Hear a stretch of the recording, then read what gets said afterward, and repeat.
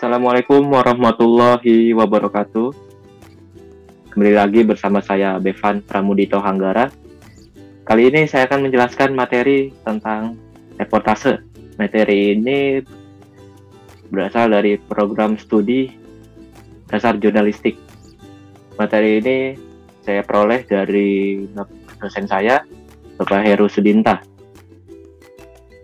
Oke, langsung saja. Untuk menghasilkan laporan yang bagus, biasanya reportase meliputi 3 unsur, yaitu wawancara, observasi lapangan, dan riset data.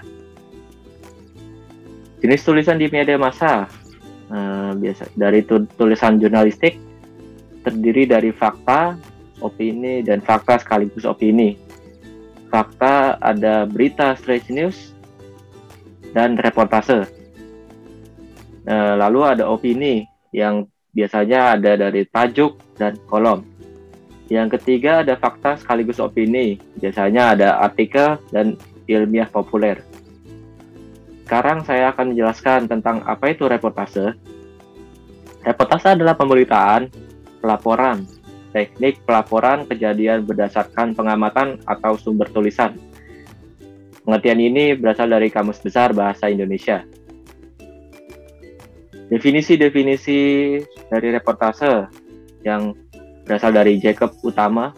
Reportase faktual adalah mengisyaratkan terjadinya suatu peristiwa dengan berita-berita akan menjadi lengkap apabila berita itu menggunakan kebenaran, yaitu fakta selengkapnya. Reportase interpretatif adalah pengungkapan peristiwa disertai usaha memberikan arti pada peristiwa tersebut. Menyajikan interpretasi. Reportase komprehensif adalah bentuk tulisan bentuk liputan peristiwa yang menjelaskan permasalahan dari berbagai segi dalam konteks selengkap mungkin. Proyek pembinaan dan pengembangan pers Departemen Penerangan RI, Dr. Andes Jacob Utama, Ujung Pandang. Di sini ada lingkaran konsentris yang terdiri dari lingkaran dalam, lingkaran tengah, dan lingkaran luar. Masing-masing pengertian lingkaran inti, tengah, dan luar, yaitu lingkaran inti berisi informasi primer. Mereka yang terlibat langsung dengan peristiwa, contohnya pelaku pembunuhan atau korban. Selanjutnya ada lingkaran tengah, berisi informasi dalam peristiwa, contohnya saksi mata, keluarga korban, dan lain-lain.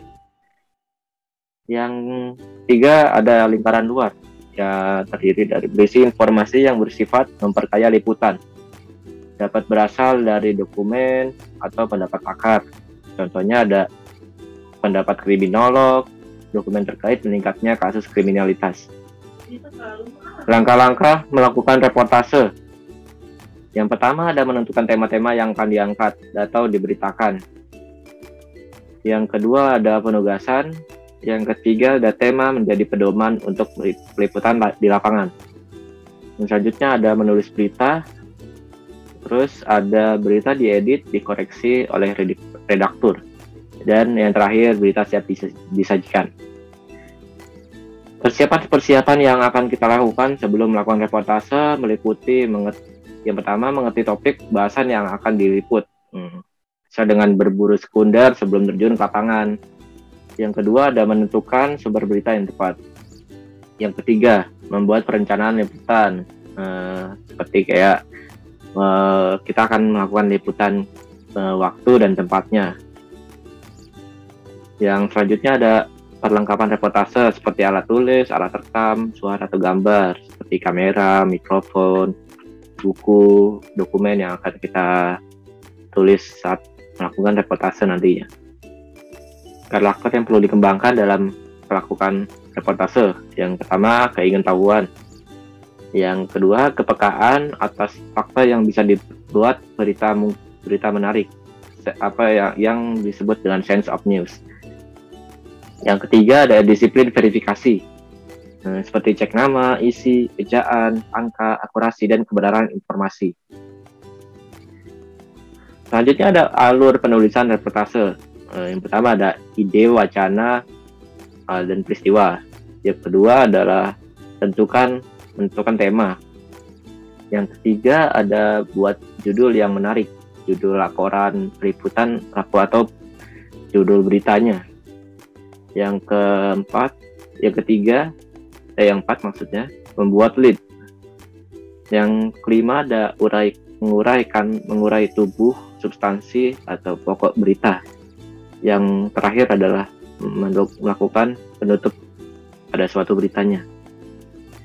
Dari manajemen reportase ada 2 tahap. Tahap pertama menentukan masalah, yang kedua petunjuk awal, dan yang ketiga pencarian dan pendalaman literatur. Yang kedua adalah tahap kedua. Yang pertama, pengamatan. Dari tahap kedua ini yang akan kita lakukan, yang pertama pengamatan langsung di lapangan, yang kedua ada wawancara, yang ketiga analisis dan pengorganisasian data, yang keempat penulisan dari reportasenya, yang ketiga adalah pengecekan fakta yang sudah diliput. Unsur-unsur atau nilai dari suatu berita. Menurut Asadi Siregar dan kawan-kawan dari buku yang berjudul Bagaimana Menulis di Media Massa, unsur-unsur itu meliputi yang pertama adalah signifikan. Informasi itu sangat penting untuk diketahui oleh pembaca. Jadi informasi itu harus penting, seperti yang akan diketahui oleh pembaca. Yang kedua ada magnitude, atau sesuatu yang besar atau luar biasa. Misalkan prestasi besar para atlet, karya besar seniman, karya besar ilmuwan, dan lain-lain. Yang ketiga adalah timelines atau aktual. Informasi itu harus aktual, harus up to date, paling kekinian, kejadian yang paling akhir, yang paling baru-baru terjadi. Yang keempat ada proximity, yang berarti memiliki kedekatan dengan pembaca. Jadi informasi itu harus dekat dengan emosional dari si pembaca. Makanya beberapa berita itu cenderung bersifat melokal, jadi mendekati dengan agar bisa dicerna dengan para masyarakat. Dari unsur nilai berita ini yang kelima ada prominence atau ketenaran. Jadi informasi itu biasanya menampilkan atau meliput orang-orang, sosok-sosok yang terkenal dari pembaca. Misalnya selebriti, atlet terkenal, pesulap, artis, dan lain-lain. Selanjutnya adalah human interest, yaitu informasi itu harus menyentuh perasaan, emosi, misalnya penderitaan PKI, penderitaan penyakit berat, kemiskinan, dan lain-lain. Yang ketujuh, konflik, yaitu informasi itu biasanya berisi permusuhan, bentrok, perang. Yang kedelapan adalah impact atau dampak. Peristiwanya ini mempunyai dampak besar bagi masyarakat. Contohnya pernyataan tentang gempa, tentang bencana, seperti itu. Yang sembilan ada keanehan atau keajaiban, biasanya seperti munculnya medan magnet, bayi kembar siap, dan lain sebagainya. Selanjutnya adalah langkah-langkah melakukan reportase. Nah, ini langkah-langkah yang biasanya dilakukan saat lapangan. Yang pertama ada melakukan wawancara, melihat kejadian sebagai data awal, breaking news yang harus dikembangkan. Yang kedua, melakukan pengamatan lapangan, melihat langsung ke lapangan untuk mendapatkan gambaran yang lebih luas. Jadi sebelum melakukan liputan, kita harus mengamati area yang akan kita liput, gitu, agar kita bisa mendapatkan gambaran yang lebih luas, gitu, agar kita bisa, ya setidaknya bisa tahu lah yang akan kita liput, gitu. Jangan langsung liput tanpa kita melakukan survei dari lapangannya. Yang ketiga adalah melakukan riset dokumentasi, seperti memperkuat data-data kuantitatif dan kualitatif melalui dokumen-dokumen yang sudah ada.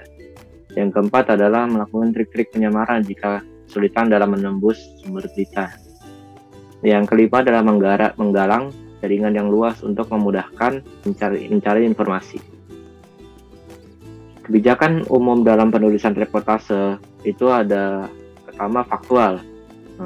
Yang berarti tulisan itu berdasarkan fakta, jadi bukan spekulasi, bukan prediksi, dugaan, prasangka, opini, dan imajinasi.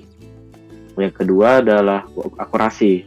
Jadi beritanya itu, reportase itu harus akurat. Jadi tempat, nama pelaku, usia, jumlah, ukuran. Jadi itu semua harus akurat, nggak boleh bersifat karangan. Jadi jika informasi tersebut salah, itu harus ada diralat gitu. Misalkan ada informasi yang keliru, itu harus diralat sebelum dimuat dalam media massa.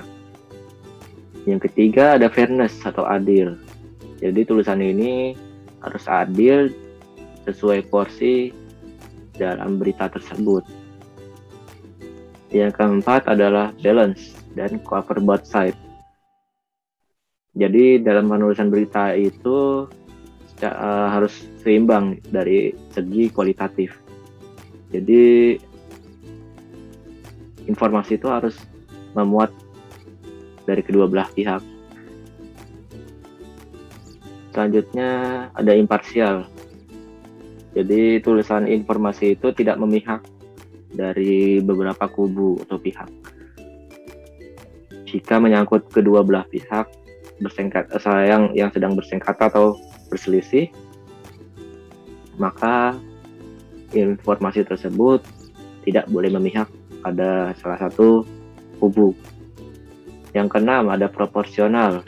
Jadi berita itu tidak boleh lepas dari konteks.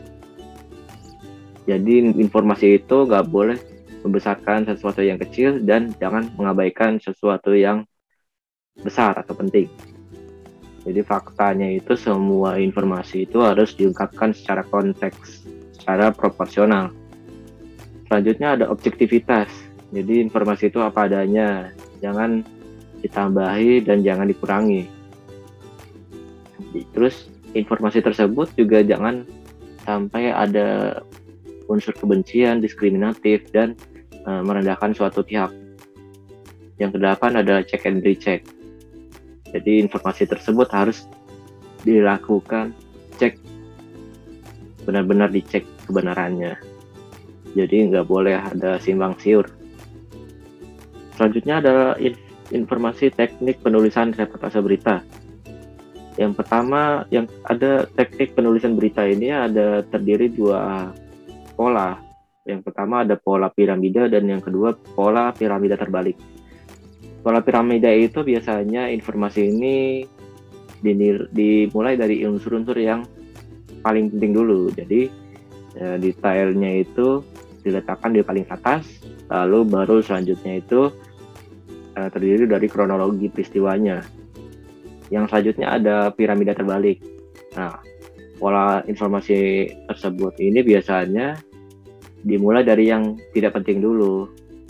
Nah, baru kronologi itu biasanya diletakkan paling awal atau paling atas. Jadi baru yang paling akhir baru berisi informasi yang paling pentingnya atau dramatis. Ya, maksudnya kebalikannya dari pola piramida yang pertama tadi. Ini ada contoh pola berita piramida yang biasa, yang pertama.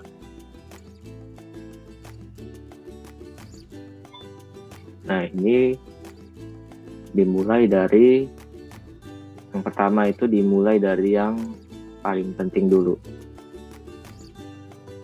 Dan yang kedua baru kronologinya. Nah, yang kedua ini pola piramida terbalik.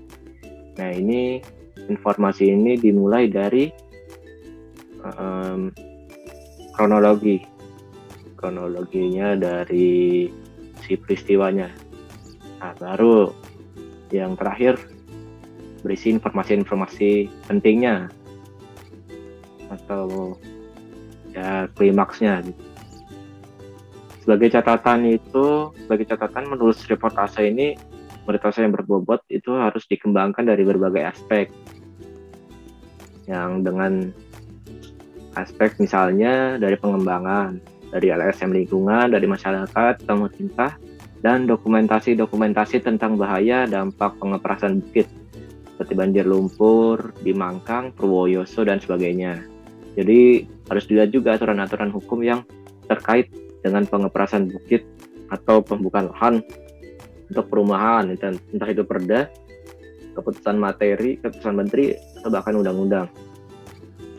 Selanjutnya ada pembuatan judul. Judul tulisannya itu harus dibuat semenarik. Judul tulisan reportase itu harus dibuat semenarik mungkin. Jadi pembaca itu harus dibuat menarik, harus dibuat tertarik dalam melihat si beritanya. Jadi agar beritanya itu cepat tersampaikan. Kalau judulnya itu tidak menarik, maka pembacanya itu akan malas untuk melihat beritanya karena dari judulnya aja udah nggak menarik gitu. Yang selanjutnya ada syarat judul. Yang pertama ada singkat, lugas, dan tidak bertele-tele. Yang kedua ada provokatif. Jadi harus membangkitkan emosi si pembaca. Yang ketiga bombastis. Jadi harus ada unsur kecengang. Yang keempat relevan. Jadi harus sesuai dengan konteks si beritanya. Yang kelima menggunakan bahasa baku. Jadi malah harus diutamakan menggunakan kata-kata dasar. Contohnya dikalahkan diganti dengan digulung, dilibas, bombastis. Mengalahkan diganti dengan kalahkan.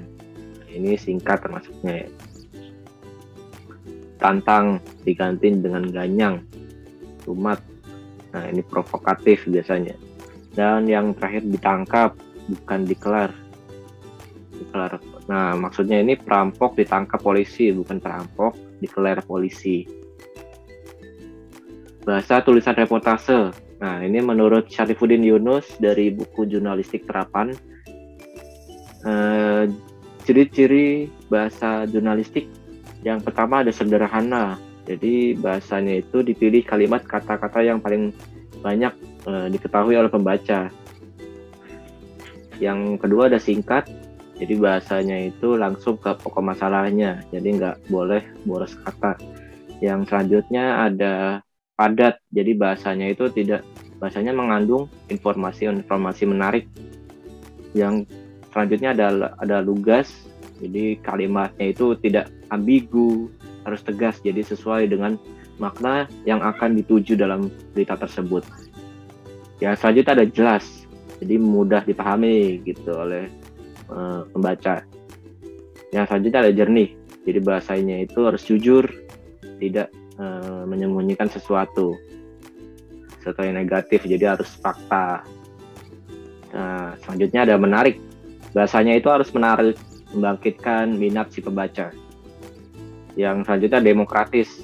Maksudnya adalah bahasanya itu harus bersifat universal. Jadi tidak mengenal tingkatan sosial, golongan. Jadi bahasanya itu bahasa umum. Jadi bahasa orang tingkatnya segala tingkat sosial itu mengetahui bahasa tersebut. Jadi tidak menimbulkan berbeda persepsi antar berbagai tingkatan sosial. Oke, sekian dari materi yang saya jelaskan. Kurang lebihnya mohon maaf. Wassalamualaikum warahmatullahi wabarakatuh.